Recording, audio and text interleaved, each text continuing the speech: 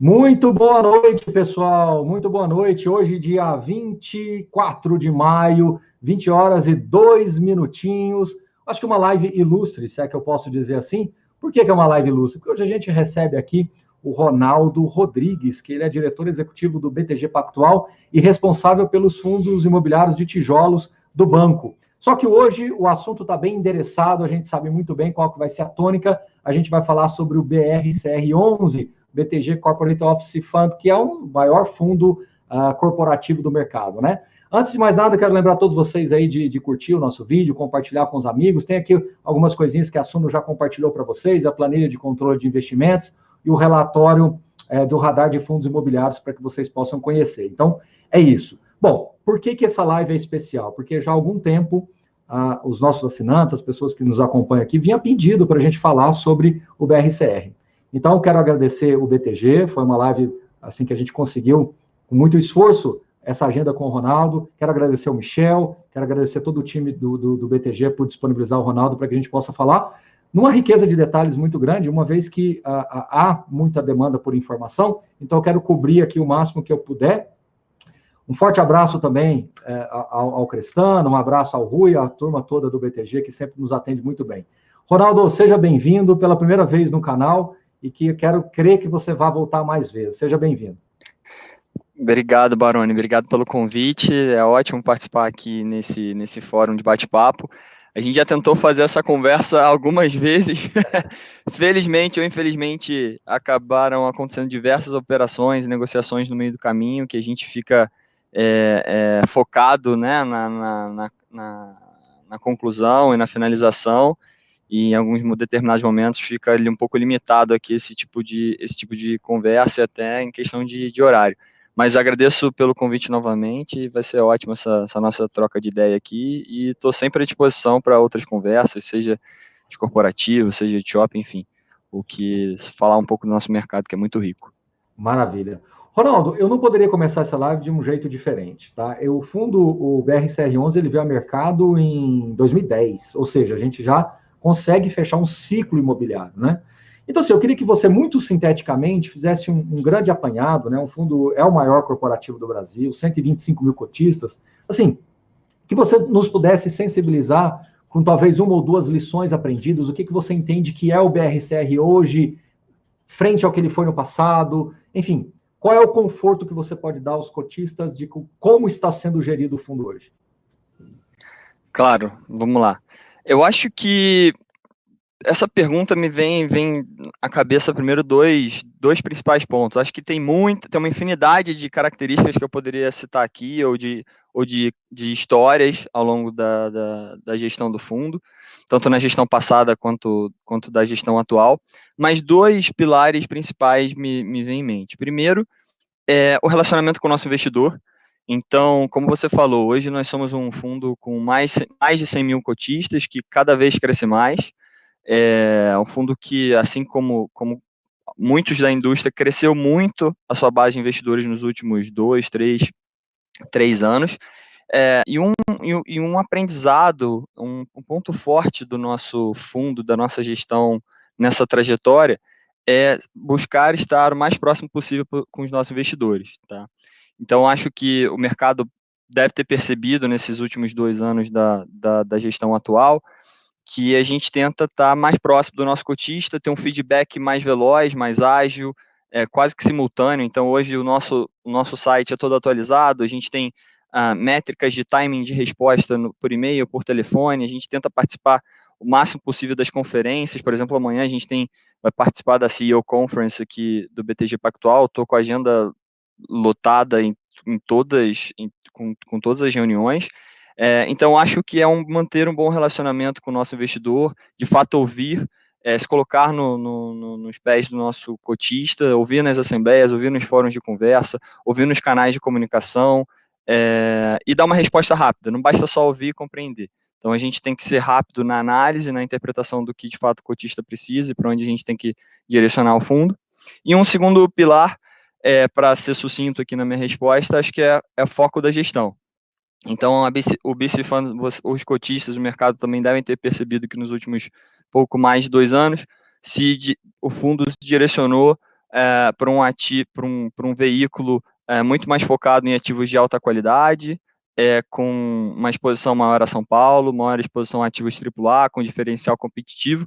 Então, a gente colocou um foco no nosso objetivo, nosso investimento-alvo. Então, se o nosso objetivo era ser um fundo pagador de dividendo, é claro que ganho de capital é sempre bem-vindo, mas o nosso foco principal era pagador de dividendo, e a gente acreditava que os ativos AAA seriam os que melhor performariam no ciclo imobiliário dos próximos anos. A gente tinha que se posicionar para isso. Não é à toa que nós fizemos um deal com a Brookfield, deal com a Multiplan, entre tantos outros que a gente tem sido bem ativo nos últimos anos e deve seguir bastante ativo no futuro de curto prazo. Acho que para pontuar e para ser bem rápido seriam esses 2 pontos: foco no objetivo do fundo, nas metas do fundo, e um bom relacionamento com o nosso investidor. Bom, essa live, como eu falei, ela tem muitos pontos, né, que eu quero entrar para a gente poder debater aqui, e eu vou fazer, Ronaldo, eu até te peço essa licença, eu estou sendo aqui a voz do cotista, porque muitos querem tirar dúvidas, querem te perguntar, e eu acho que o nosso canal aqui, ele cumpre esse papel. Eu não poderia começar essa live diferente se não fosse por Senesp, né?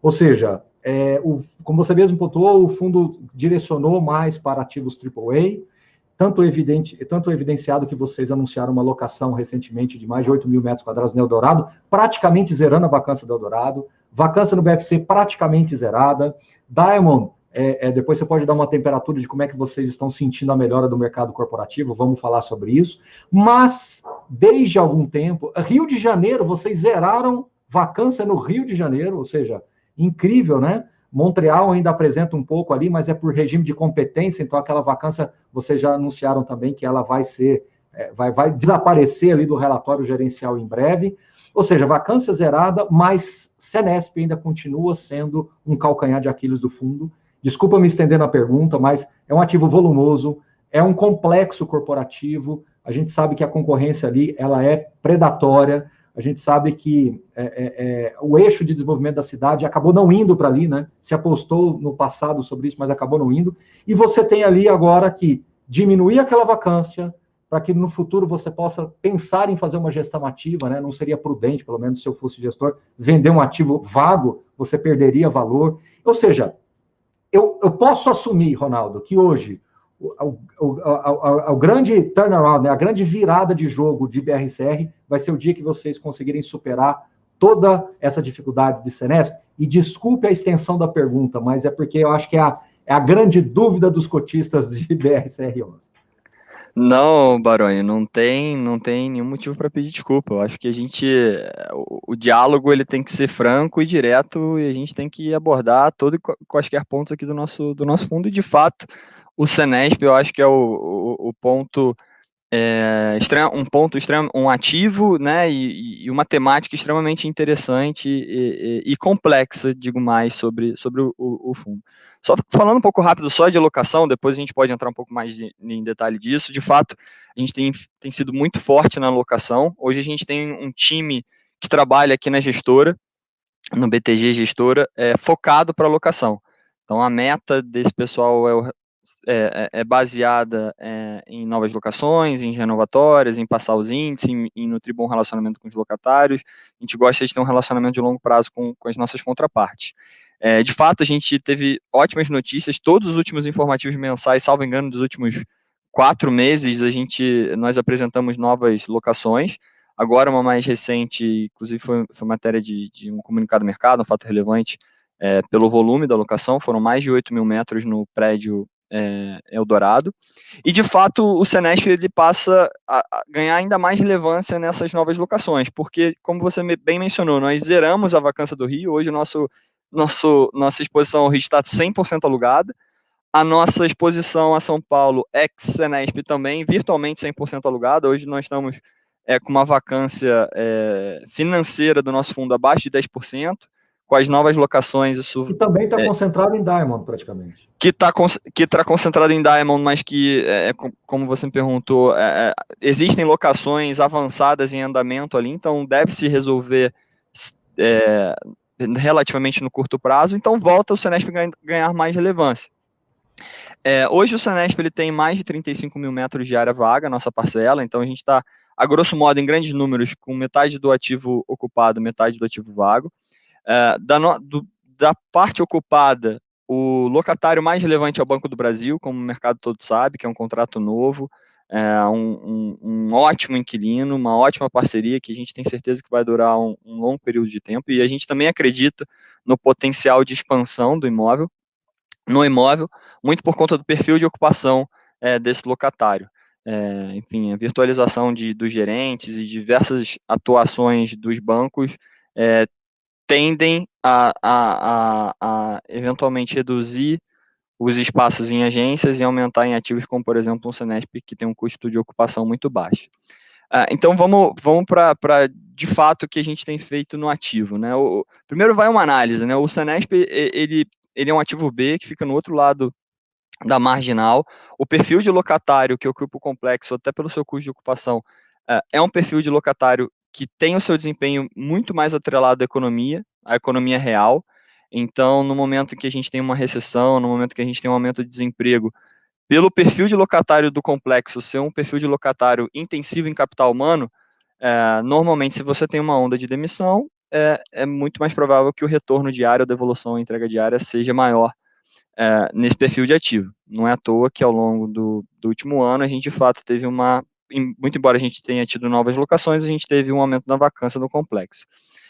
Então hoje o nosso time comercial é focado, a gente tem uma pessoa focada no Senesp, então a gente trabalha o imóvel no sentido de dar incentivo aos nossos parceiros e corretores e todos os prestadores de serviço dessa área, como por exemplo CBRE, Cushman, JLL, Colliers, e entre outros. Nós trabalhamos com todos os corretores, e a gente também tem uma função aqui educacional, de mostrar todos os diferenciais competitivos do complexo.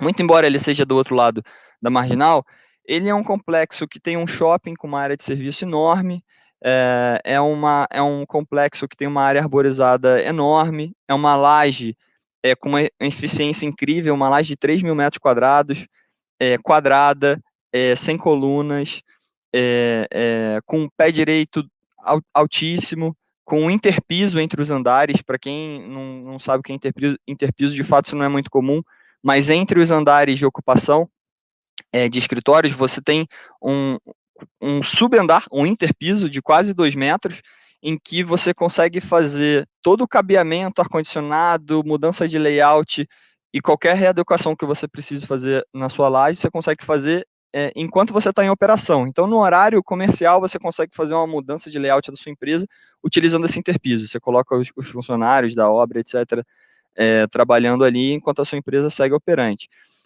Então, ali é um trabalho constante e diário de dar os incentivos corretos para as locações e dar o educacional para o mercado de que é um ativo que tem muitas qualidades, né?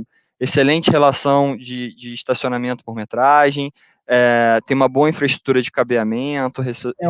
É óbvio que se eu pegasse o Senesp e deslocasse ele lá para Chucre, ou claro, na Faria Lima não caberia, mas se eu deslocasse para Chucre, o ativo seria competitivo. Vocês conseguiram baixar o aluguel, né, um trabalho de condomínio, que eu lembro que o Crestano até conversou comigo lá atrás, que foi bastante evidenciado, tudo. Então, assim, eu acho que o maior problema dele é que aquela região não foi o vetor de crescimento que muita gente apostou que seria.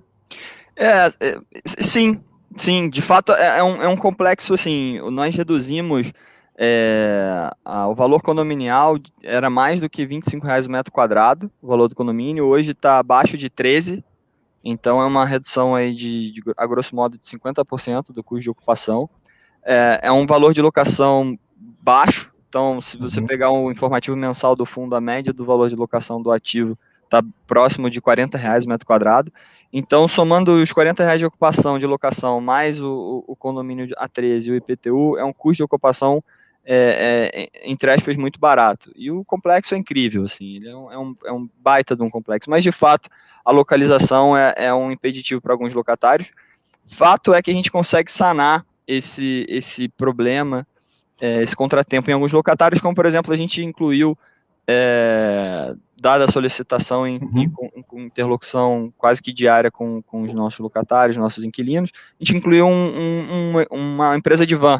Então, existe uma empresa de van que faz o translado dos funcionários no complexo, para fora, para eventualmente para o outro lado, ou para as estações. Então, assim, a gente a gente mantém uma comunicação bem ativa com os ocupantes do complexo. Ronaldo, vamos estressar um pouquinho mais Senesp aqui.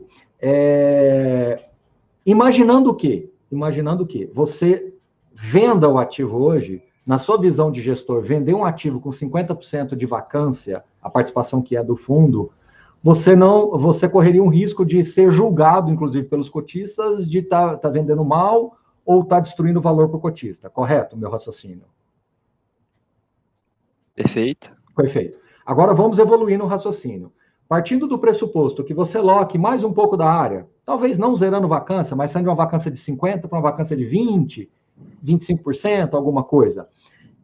O impacto, isso que tem que deixar muito claro para o cotista do BC Fund, o impacto financeiro líquido para o investidor, ele não é tão expressivo assim, né? Porque hoje o Senesp, por ser um ativo B com aluguel muito barato, quando você compara com o portfólio, ele já não tem mais tamanha representatividade.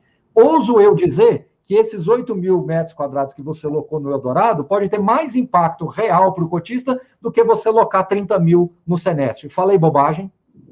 Não falou, Baroni. O BC Fund, hoje nós somos um fundo que conta com 14 ativos, né? Então, ao longo do tempo, nós tivemos novas aquisições, fizemos algumas vendas, mas tivemos novas aquisições. Hoje, o Senesp, ele não é tão representativo assim para o nosso portfólio. A vacância dele, em termos financeiros, hoje, não representa mais do que 5% da receita do fundo.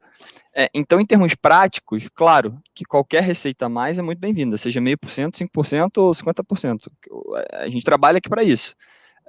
Porém, ela não é tão representativa quanto já foi há alguns anos atrás, quando o fundo era um fundo menor, que tinha menos ativos e tinha uma exposição percentualmente maior naquele ativo. Mas claro que por efeito histórico, por efeito de nome, etc., eu concordo com a sua visão, eu consigo entender a sua visão, de que, de fato, o Senesp, eu não vou dizer um calo no sapato do investidor, mas é um complexo que o investidor quer ver uma solução. Ele quer enxergar que o gestor, de fato, contornou e fez um turnaround no ativo. A gente já fez o turnaround em termos de retrofit, de obra, já fez uma baita alocação no complexo, foi a maior alocação da história do BC Fund, inclusive a maior alocação da história do próprio complexo, e a gente está trabalhando bem forte. E só fazendo um comentário a mais, que acabou aqui complementando a resposta que eu estava dando, hoje a gente tem alguns processos de locação bastante ativos acontecendo no Senesp, tá? A gente tem um processo de locação que a gente chama de avançado, que é quando a gente já chegou em acordos comerciais, mas ainda falta um acordo de contrato, enfim, alguns outros detalhes, ou seja, a gente ainda não assinou nenhum contrato de locação, que corresponderia a mais ou menos metade da área alocada.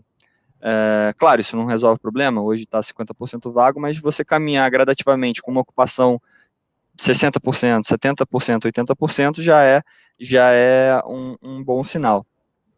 Não, eu digo assim, é porque eu acho que a grid, né, o investidor vê vacância de 50%, dá a sensação que vocês não estão trabalhando para isso. Então, eu queria que aqui você publicamente dissesse, né, que vocês não esqueceram o Senesp, pelo contrário, porque ali os desafios são maiores, mas o trabalho continua existindo, correto? Não, o trabalho ali é até maior, né? É maior, inclusive. A gente tem equipe dedicada na frente de facilities e de property. A gente tem um representante no condomínio para continuar cortando a unha e reduzindo o custo condominial.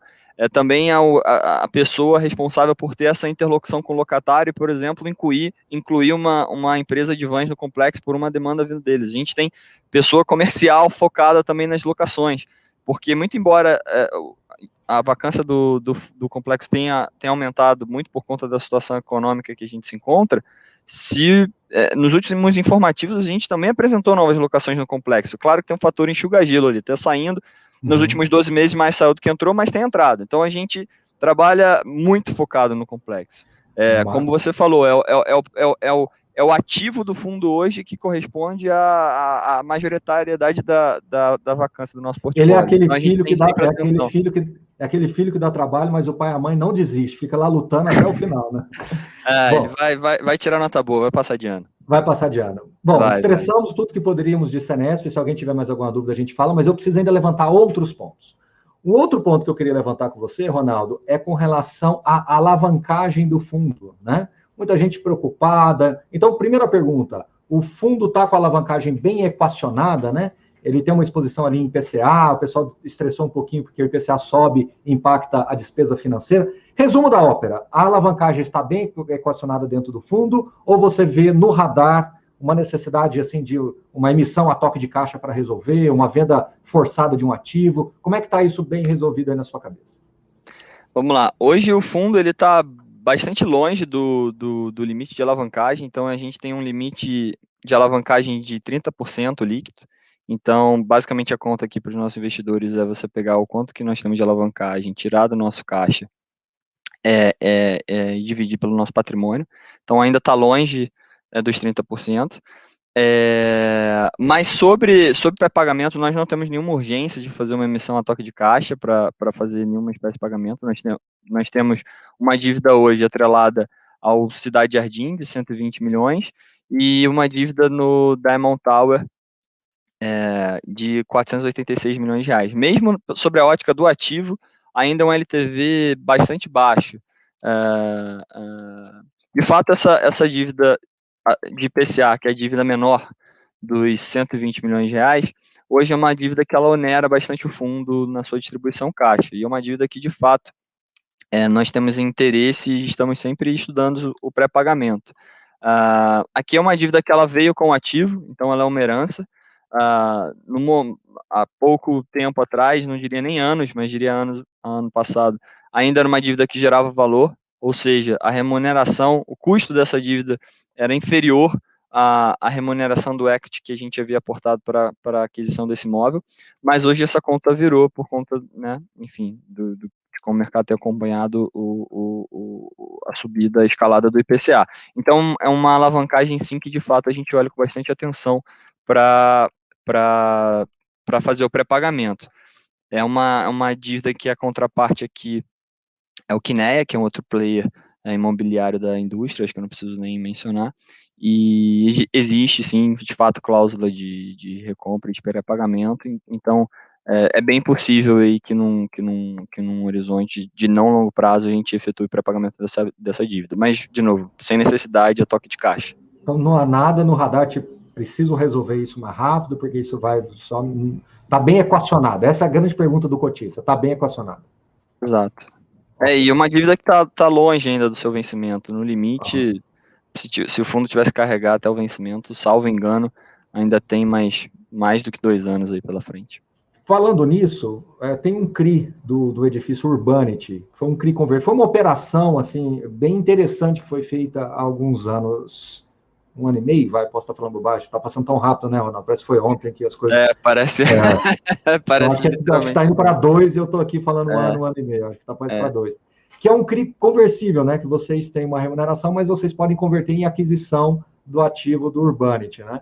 Isso pode destravar um valor incrível, não precisa entrar na vírgula aí, porque isso contabilmente tem que ser recalculado, mas isso pode destravar um valor incrível para o cotista do fundo. Então, assim, fala um pouquinho desse case, contextualiza, que talvez nem todo mundo saiba, explica para a gente aí que isso aí pode ser uma pequena joia escondida.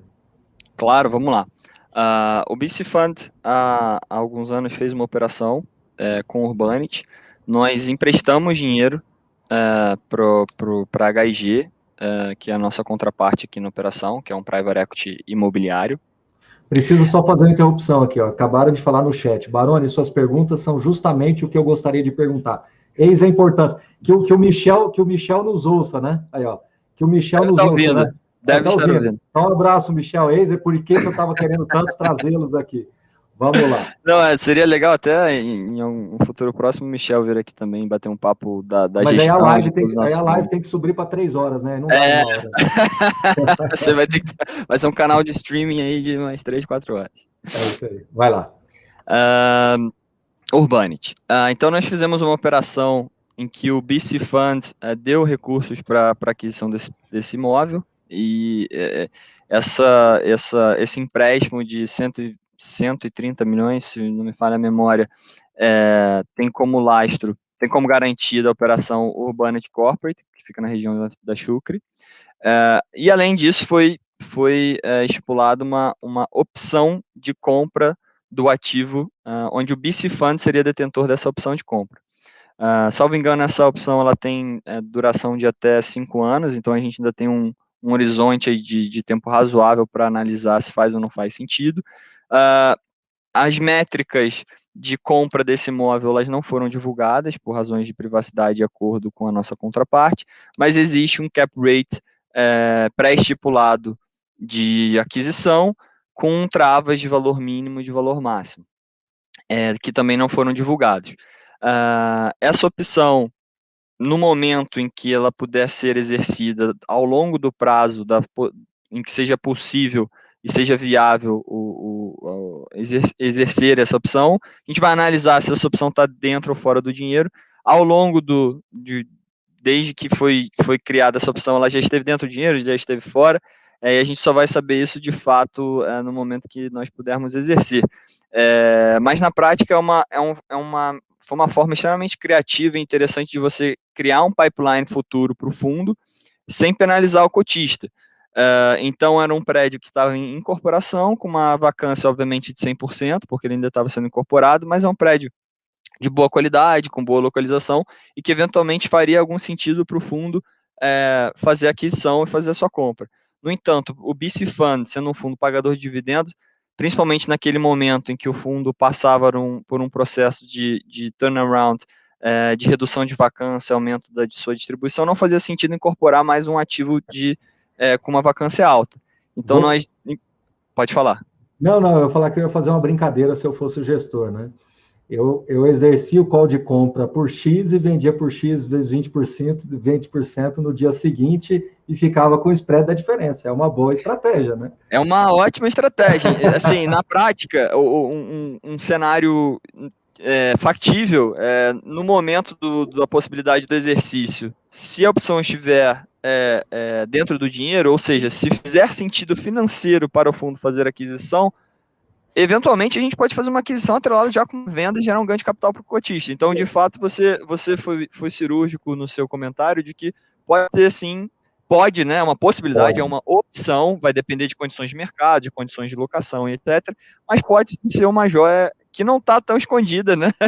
A gente analisa esse valor da opção, se não diariamente, com bastante frequência, mas claro que para o mercado, como essa métrica ela não é explícita, primeiro por privacidade, segundo também para defender os interesses de não sofrer ofertas hostis no ativo, mas de fato, enfim, pode ter um valor a ser destravado no futuro aí. Isso. Enquanto isso vai ter um carrego de CDI mais 1,6, ou seja, né? Vamos em frente. Exato. Vamos em frente. Ronaldo, eu vou entrar num outro assunto também aqui, que está na boca do povo, o pessoal perguntando no chat. Vocês têm uma taxa de gestão que realmente é diferente do mercado, 1,75 é acima da média. No entanto, vocês deram um desconto de 1,10 até 2022, né? Está na cabeça de vocês rever isso de maneira definitiva para tirar esse ruído da linha? Qual que é o fórum de discussão de vocês com relação a esse tema, até para que a gente possa falar disso, e depois eu quero falar de mercado com você, que eu acho que o mercado, a gente está tendo uma sensibilidade de melhora, então eu quero te ouvir um pouquinho com relação a isso. Claro, tem muita notícia e coisa boa acontecendo no mercado. Não, sobre a taxa, a gente aplicou um desconto para 1,10%, a taxa de gestão do nosso fundo. Esse desconto ele já foi postergado, ou melhor, ampliado, salvo engano, 2 vezes. Então, se não me falha a memória, já tem alguma coisa como 6 anos que nós temos praticado essa taxa. Ainda tem um longo período de tempo em que essa taxa segue em desconto, então, salvo engano, até setembro de 2022. Setembro de 2022, então tem mais aí, ao menos um ano e meio, pelo menos, que a gente vai praticar esse desconto. E, assim, vai depender muito de como está o mercado no momento. De novo, a questão do fundo e dos nossos fundos, de uma maneira geral, eu sou gestor de alguns dos fundos aqui da casa, é sempre olhar com a ótica do cotista, né? Então, todas as operações, tanto a redução da taxa de gestão, mas todas as operações é em prol do cotista, o que vai gerar o melhor ganho para ele, e às vezes você precisa ponderar na balança. Se você reduz o custo, mas você vai conseguir melhorar a eficiência, você vai conseguir manter time, e essas perguntas e questionamentos a gente sempre se faz. E no momento a ideia é de fato manter esse desconto como a gente tem mantido aí nos últimos 6 anos, tá? E ainda tem pelo menos mais 2 anos aí, 1 ano e meio, perdão. Mas claro que a gente vai revisitar e todos os comentários dos nossos cotistas serão pertinentes aí. Fica uma sugestão para você, para o Michel, para a turma toda. Se algum dia vocês acharem que é prudente modernizar o regulamento do fundo, né? Vocês têm algumas coisas que ainda são resquícios lá da primeira fase da indústria de fundos imobiliários, né? Primeira não, eu diria segunda fase da indústria. Agora a gente está da terceira indo para a quarta. Eu estou totalmente à disposição do que vocês precisarem, né? São 125 mil cotistas, mas a gente consegue acessar muita gente também do lado de cá. Então, se vocês algum dia precisarem, o canal estará disponível para essa aprovação em assembleia de pautas importantes, incluindo talvez uma modernização das taxas, com escalonamento de PL, enfim, estamos disponíveis, tá? Legal, não, sem dúvida, acho que o fundo, assim, ele veio para o mercado, você até pontuou, mas o fundo é um fundo de 2007, a gente tem 15 anos, verdade. 15 anos na estrada, então de fato tem muitos pontos que seriam interessantes, mas você há de convir que no fundo de mais 100 mil cotistas, você conseguir o quórum qualificado é um pouquinho relativamente complexo em algumas situações, principalmente uma mudança de regulamento, que é algo um pouco mais desafiador, o cotista precisa analisar, precisa entender, não é simplesmente votar. E os cotistas do nosso fundo, a gente gosta muito e são participativos, mas enfim, é interessante sua colocação, é muito bom ter esses fóruns para a gente atingir a maior quantidade de cotistas possível. Aqui, enfim, nos nossos calls, a gente teve o call semana passada, enfim, teve o release, amanhã tem conferência, hoje é live, eu acho que é importante a gente estar em todos os canais. É isso. Ronaldo, eu vou fazer uma pergunta bem delicada com relação ao mercado, né? Porque, puxa, é tão difícil te fazer essa pergunta, porque qualquer coisa que você diga talvez não atinja os nossos assinantes ou as pessoas que acompanham o nosso conteúdo, porque a temperatura do mercado real, às vezes, ela demora, ela tem uma certa letargia para chegar no investidor pessoa física. Hoje, na cabeça do investidor pessoa física, ainda está aquele negócio de home office, que ninguém vai voltar para o escritório, que ninguém vai trabalhar mais, todo mundo vai ficar de casa, que as pessoas vão demorar a voltar e que, enfim, os escritórios vão ficar prédios fantasmas e que as empresas vão reduzir, etc.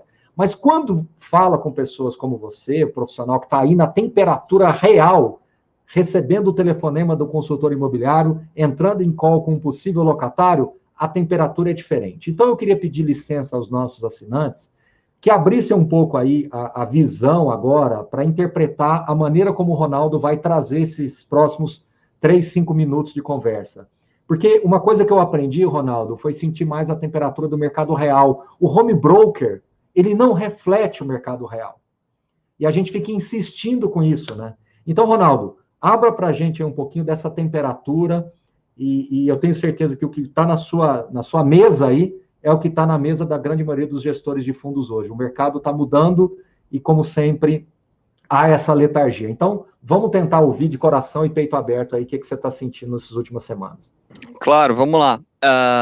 O que a gente, voltando um pouco na linha do tempo, o que a gente tem sentido ao longo de 2020 a gente foi muito ativo na frente comercial. Não só na frente comercial no sentido de novas operações, de aquisições, nós tivemos algumas no ano passado, o próprio Exetal, o Diamond Tower, mas também muito na frente comercial de locação. Então, nós tivemos muitos novos contratos, muitas renovatórias, muitas reuniões para manutenção do nosso locatário. Não é à toa que a gente enfrentou toda essa crise que o mercado passou, que todos nós sofremos, com uma vacância menor do que 10% e com uma baixíssima inadimplência, basicamente sem inadimplência, né?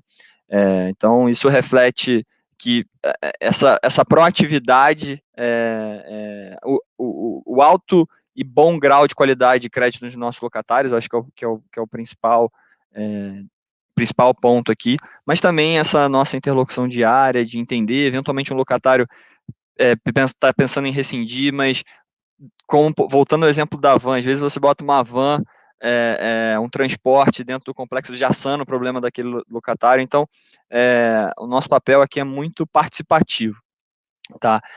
O que a gente viu ao longo de 2020 dos locatários que precisaram rescindir, que foram locatários que, no geral, tinham um fluxo de caixa um tanto quanto mais apertado.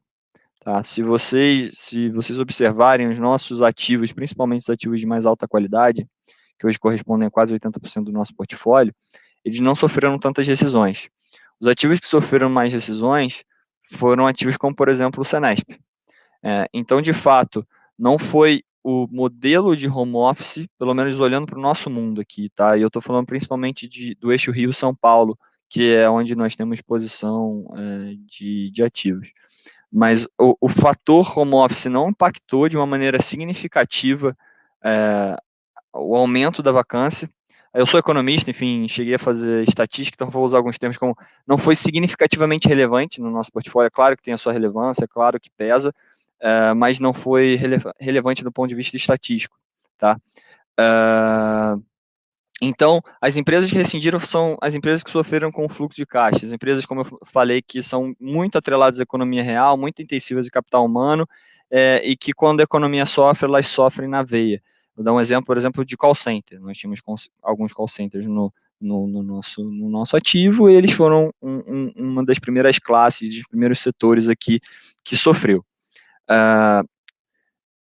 Dito isso, aqui eu não estou dizendo que o home office não é importante, que o home office não veio para ficar, que muitas das empresas não vão estudar diferentes tipos de modelo, de repente não todos os dias, mas alguns dias da semana, eventualmente flexibilização de horários. Eu acho que, de fato, se o home office não veio para ficar, pelo menos o questionamento e o debate sobre se vale ou não vale dentro da cultura da sua empresa, eu acho que esse sim, no mínimo, veio.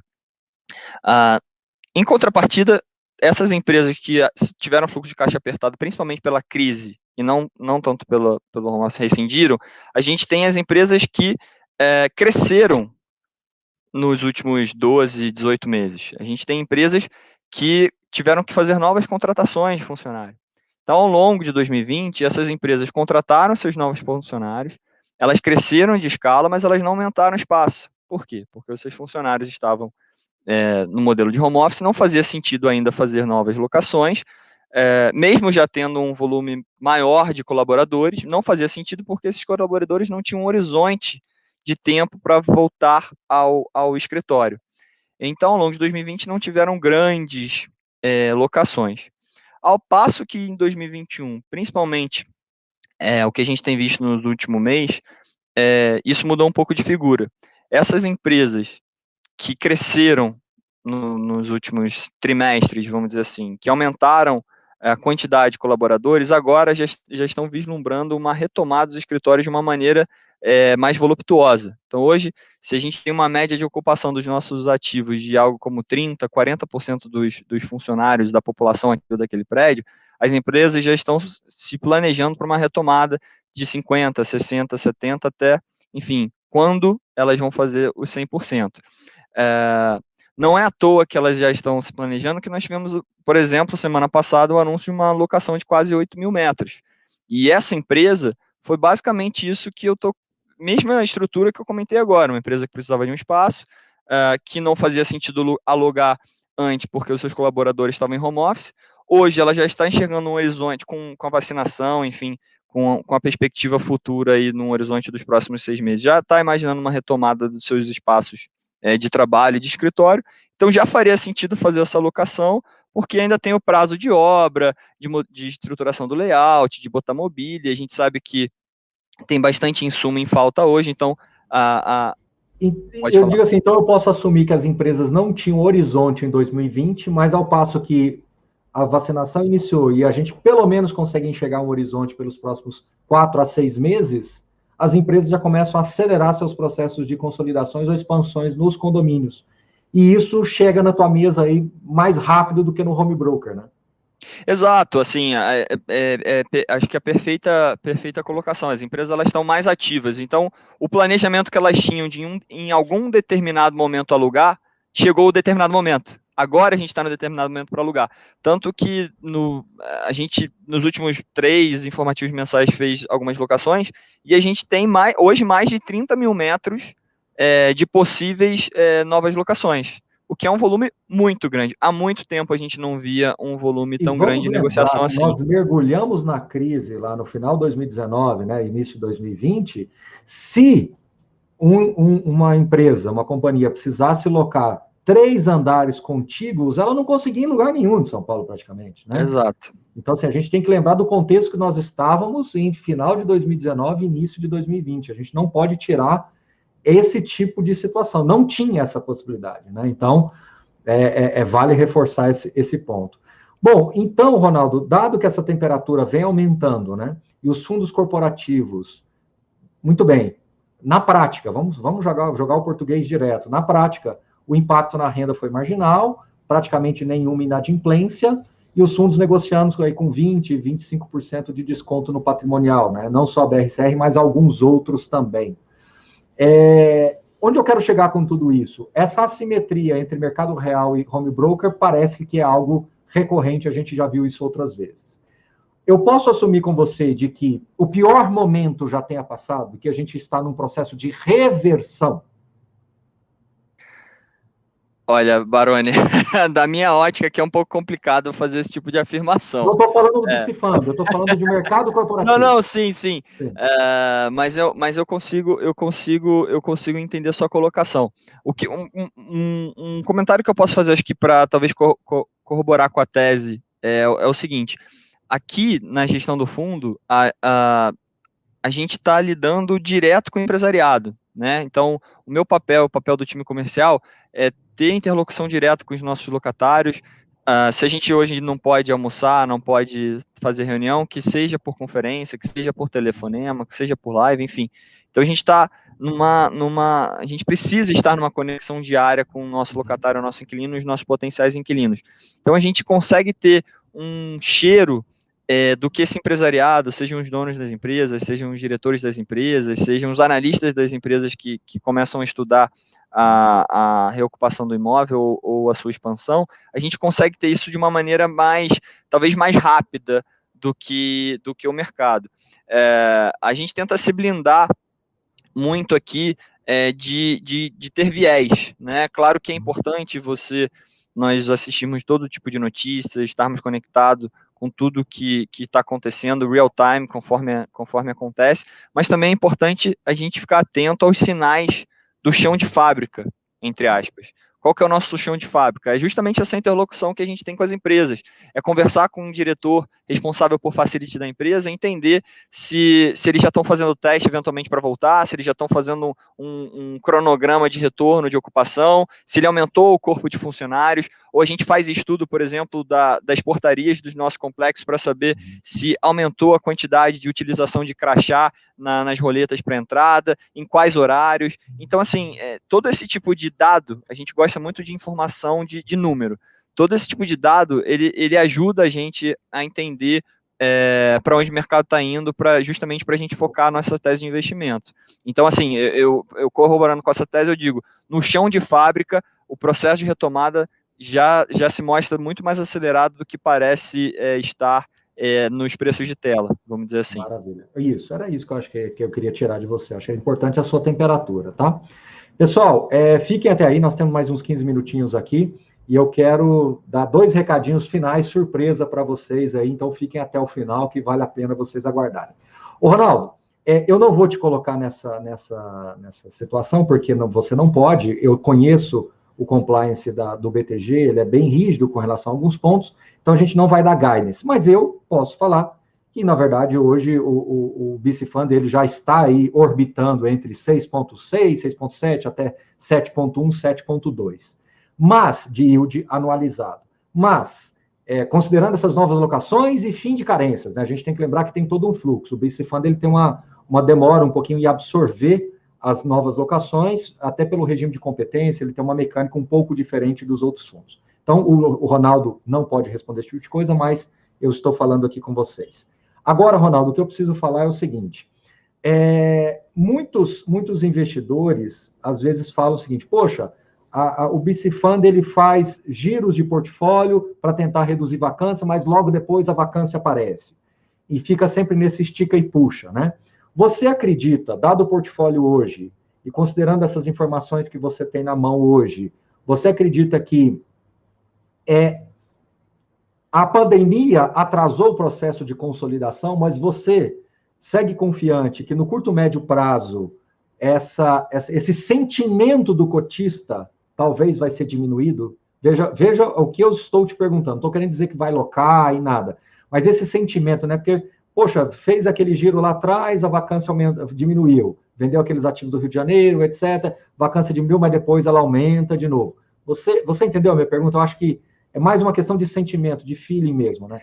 Vamos lá, eu acho que esse sentimento ele volta de novo à sua provocação do Senesp. De novo, tentando escapar de vieses, indo por números. Hoje a gente tem um portfólio que tem uma exposição a 80% ativos de alta qualidade. A gente está falando de um portfólio que tem uma vacância de menos de 10%, passado 12 meses de uma crise e de uma pandemia. A gente tem um portfólio que tem uma exposição hoje a ativos, principalmente em São Paulo, que é o nosso principal mercado. A gente tem um portfólio que hoje não tem vacância alguma no Rio, zero. Hoje nós ocupamos todos os nossos ativos, o MV9, o Montreal, o CEO, todos os nossos ativos hoje foram alocados, e digo mais, foram alocados ao longo da pandemia. Então, ao longo da pandemia, nós anunciamos essas novas locações. Então, assim, uma mensagem factual que eu posso trazer aqui para os cotistas é que a gente atua muito forte na frente de locação.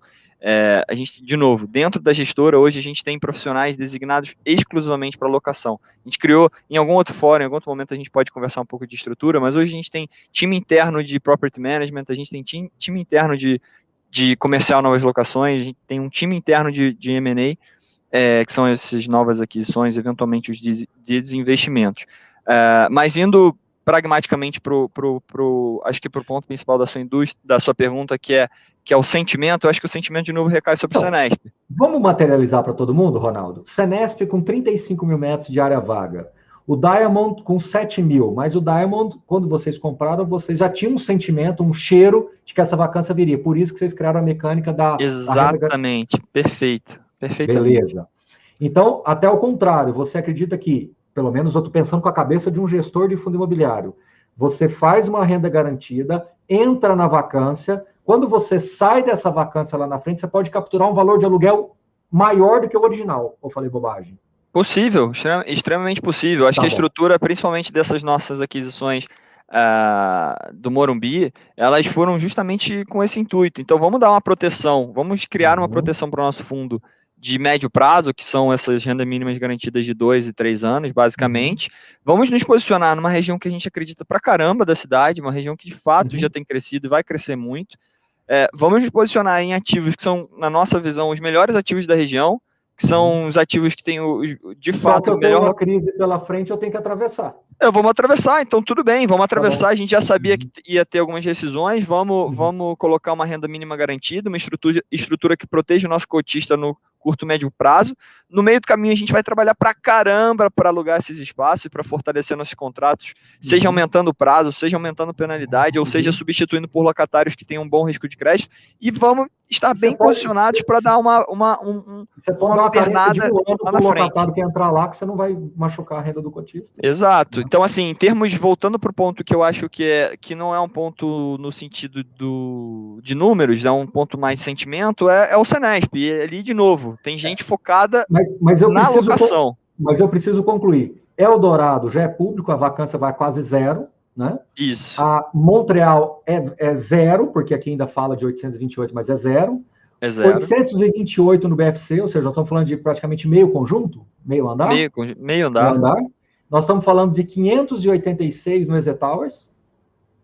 Que também tem renda mínima garantida, então na prática não está protegido. Estamos falando de 525 no Transatlântico, que realmente é um ativo um pouco menos, vamos dizer assim, volumoso, né? Então ele... A gente está falando hoje de um fundo que tem mais de 230 mil metros, tem 230 mil metros quadrados. Se somar essas metragens que você pontuou, isso não dá nem 2% da metragem do Isso. fundo. É muito pouco. E ex-Senesp, ou seja, Ex-Senesp, obviamente. Ex-Senesp. Então, 2% é a vacância real dos ativos core, não que Senesp não seja, mas Senesp é o core do problema. Eu estou invertendo. Ele não é o core do ativo, ele é o core do problema que eu digo assim, da interpretação do mercado em relação ao fundo, pelo menos da grande maioria, certo? Vamos dizer que o Senesp vai ser a nossa solução. Eu acho que o Senesp, resolvendo o Senesp, vai destravar bastante valor de tudo que a gente já tem feito para o fundo. Então, acho que a gente já fez um processo de revitalização do fundo, de destravar valor, de reduzir, de reduzir vacância, de aumentar a distribuição. Claro que ainda tem alguma distribuição que está em período de carência, está em período de desconto, e claro, ainda não é caixa para o cotista, mas ela já está contratada para quando competência se tornar caixa. E no momento que a gente resolveu o Senesp, aí eu acho que a gente já vai conseguir alçar voos maiores. Muito bem. Deixa eu responder essa que é bem rápido. A renda garantida, o Mário, ela foi criada como uma renda complementar caso o fundo não atinja determinado rendimento, determinada receita. Então, você tem 3 anos, né, Ronaldo? Não são 2, são 3. São 3. Temos uma renda de 2 e uma de 3. De 3 anos, para justamente garantir essa renda aí ao investidor. Ô, Ronaldo, deixa eu fazer uma pergunta aqui muito importante. Quando a gente olha para o portfólio, ele está totalmente concentrado no Sudeste. Foi até a pergunta de uma pessoa que estava nos acompanhando aqui. Vocês já tiveram um portfólio em Brasília, por exemplo, né, que foi até vendido, que era alocado para o Banco do Brasil e tal. O Ciasul, exato. E Ciasul. Existe alguma perspectiva de vocês voltarem a crescer fora eixo Rio-São Paulo? Olha, a gente analisa tudo que é de corporativo no Brasil, tá? Existe, sim, a possibilidade, eu acho que é sempre uma possibilidade, mas eu não existe nada no curto prazo nesse sentido. E no processo de análise, nós olhamos, o processo é multifatorial, então você tem que olhar o ativo em diversos sentidos. Se o locatário sair, como é que vai ser a reposição, a que valor, qual é a liquidez desse mercado, pegar historicamente qual a absorção líquida, qual a absorção bruta, quem são os principais players, como é que é o share de mercado, como eu falei. É claro, a gente tem o tato aqui da gestão, mas eu gosto de número, né? Nós gostamos de números, de dados, de informação, de métrica. Eu acho que isso no longo prazo traz um diferencial bem interessante na gestão de um portfólio. Então, respondendo a pergunta de uma maneira agora um pouco mais pragmática, sim, o fundo pode olhar, mas sendo um pouco mais direto, a gente não tem olhado de uma maneira mais ativa, pelo menos no curto e médio prazo. Maravilha, muito bem. Bom, antes de eu concluir aqui, Ronaldo, eu quero deixar assim, bem evidenciado de que, na minha visão, eu já falei isso para o Michel e já falei para você, já falei para o Crestana, que eu quero deixar uma sugestão pública. Vocês estão melhorando os relatórios gerenciais. A minha sugestão pública é o seguinte: o BC Fund ele foi inovador no passado. Vocês foram os primeiros a fazer webcast, ter site próprio, ter uma interlocução mais própria com o cotista. O mercado foi avançando e eu acho que vocês não avançaram na mesma intensidade, na mesma velocidade. Tem algum plano de vocês de aumentarem ainda mais, melhorarem ainda mais os relatórios, eles ficarem com viés até mais gerencial do que contábil, né? De vocês conseguirem melhorar ainda mais essa interlocução? Eu acho isso importantíssimo. Eu acho que, às vezes, a gente enxerga uma coisa num determinado fundo e não enxerga no BC Fund, justamente porque, como eu disse pessoalmente, disse para vocês diretamente, não tem, às vezes, um viés muito gerencial, ele tem um viés mais contábil.